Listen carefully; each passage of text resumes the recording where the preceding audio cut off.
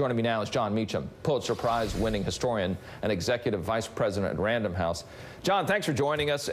Did we see a reverse Bradley effect this year that favored Trump? I think we also saw that polling itself became part of the establishment that the Trump voters, some accounted for in the system and some unaccounted for in the system, were rebelling against. I remember talking to the governor of a southern state right after his Republican primary, and he thought that the computers in the capital city on the night of the Republican primary were malfunctioning because precincts that had produced 70 or 80 Republican voters in 12 and 8 were producing 700 and 800 voters. Wow. And he expressed, this is a statewide Republican office holder, expressed extraordinary surprise because he knows those precincts. People were coming into the system who had not been accounted for. Polling is, as you know, a clinical enterprise in what is fundamentally a human and emotional business.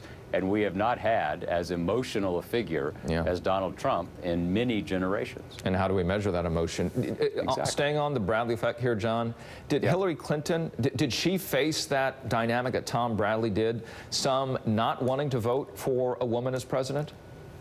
You know, I've been struggling with this I'm the father of daughters, been struggling with this now for 6 days, like the rest of us, 5 days. My own view is that it certainly played a factor, but Secretary Clinton had become, by virtue of her 25 years in national political life, an emblem of the establishment that Trump was running against. And so my own gut, and it is gut, because we've proven that the data doesn't have a hell of a lot to offer us. My gut is that it was more about her experience, her seeming intractable place, intrinsic place in the establishment that probably hurt her more than her gender. You know, the exit polls showing that Hillary Clinton lost in areas that we actually thought she would do well in, right? Minorities, for instance, but also women. She underperformed when it came to women. Why did women not support her in this case as strongly as, for instance, African Americans did for President Obama?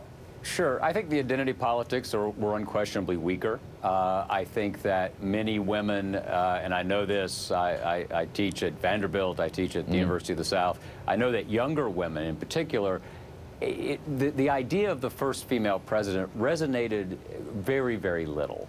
And I think that part of the reason, particularly on the younger women, is they have grown up with a normalized broken glass ceiling. They've grown up with Barack Obama as president. The rest of us did not. That was extraordinary. And so the glass ceiling effect certainly had much less tangible results at the polls. That's an undeniable fact. Although, let's be clear, she is winning the popular vote. And so I think if the last 5 days have taught us anything, I think superlative certain statements about this electorate are way premature. Yeah, and the data's proving that out, Jon. That very interesting, and that sort of idea of post-feminism ideologies by those who are younger based on modern history. Jon Meacham, thank you so much. I really appreciate your perspective on what has happened. Thank you. Thanks, Richard. All righty.